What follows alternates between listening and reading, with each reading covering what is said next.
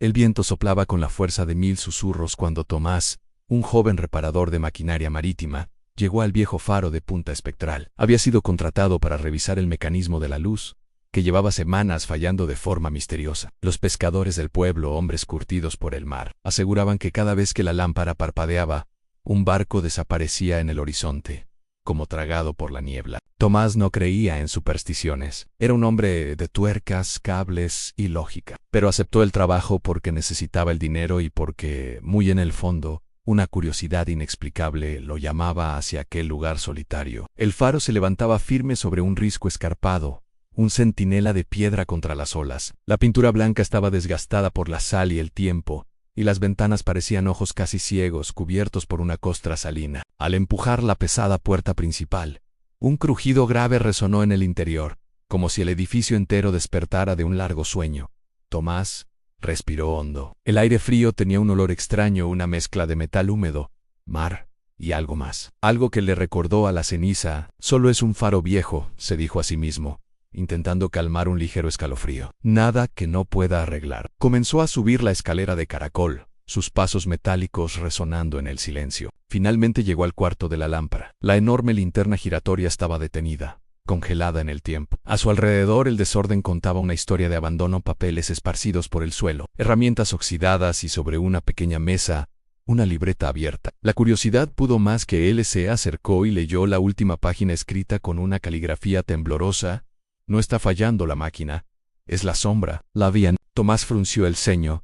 ¿Sombra? ¿Qué clase de broma es esta? Seguro era obra del antiguo forero, un hombre mayor que se había vuelto un poco excéntrico con los años. Decidió ignorar la nota y se concentró en su trabajo. Mientras revisaba los engranajes y los circuitos del mecanismo, una súbita ráfaga de viento se coló por una rendija y apagó la tenue luz que había traído. La habitación quedó a oscuras por un instante, pero no completamente. A sus espaldas, proyectada en la pared curva, notó una silueta.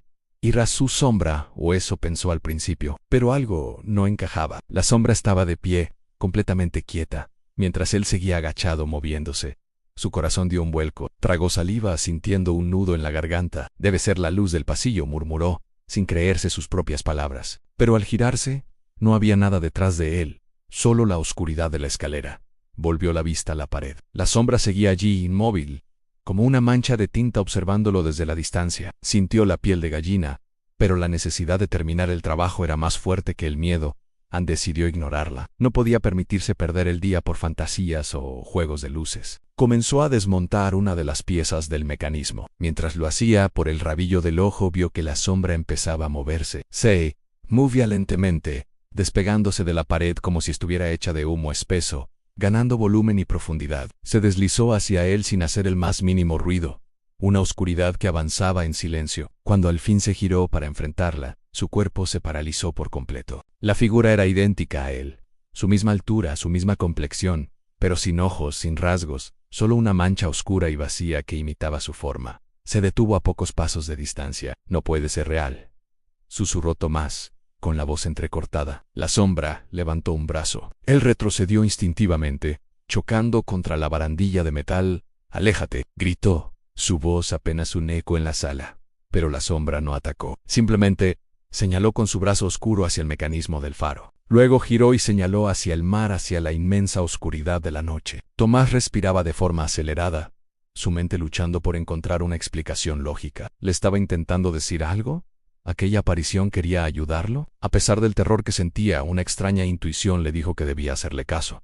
Decidió intentar encender el faro manualmente. Se acercó a la consola de control y giró la palanca principal. La lámpara comenzó a brillar con dificultad, emitiendo un pulso de luz débil e intermitente. Fue en ese destello cuando lo vio. A unos kilómetros mar adentro, un pequeño barco pesquero avanzaba directo hacia una peligrosa zona de rocas ocultas, invisibles en la oscuridad. Si no encendía el faro completamente, y de inmediato, la nave se estrellaría sin remedio. En ese momento de pánico, la sombra se colocó a su lado y, sin palabras, tomó la otra palanca, la que requería más fuerza. Tomás sabía que no tenía sentido. ¿Cómo podía tocar algo que era solo oscuridad, una ausencia de luz?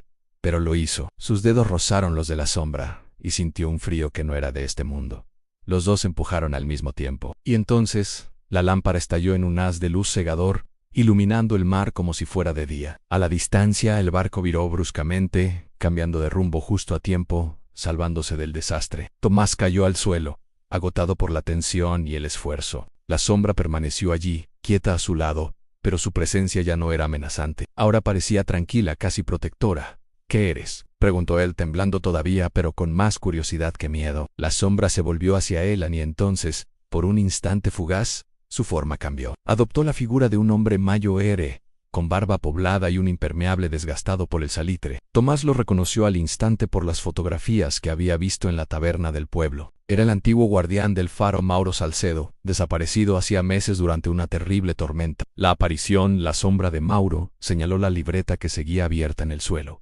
Tomás gateó hacia ella. En la página siguiente a la que había leído, vio una frase escrita con la misma letra temblorosa: «La luz debe permanecer, aunque yo no esté». Cuando levantó la vista, la sombra comenzó a deshacerse en el aire, como polvo negro llevado por una brisa invisible. En cuestión de segundos, desapareció por completo, dejando solo el zumbido constante del faro ahora reparado. El faro continuó brillando, fuerte y estable, como si una energía nueva y sobrenatural lo alimentara. Tomás bajó las escaleras lentamente, cada paso más firme que el anterior. Ya no estaba asustado. De hecho, sentía una calma profunda, como si hubiese comprendido algo más grande que el mismo.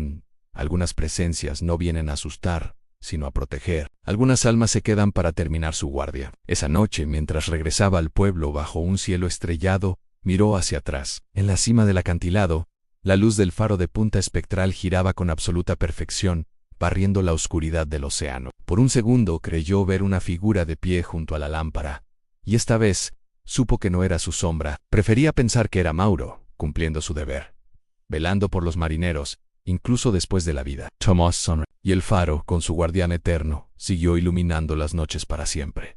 Gracias por acompañarme en esta historia. Si te gustan los relatos de misterio y esperanza, no olvides darle like y suscribirte al canal. Nos vemos en el próximo video.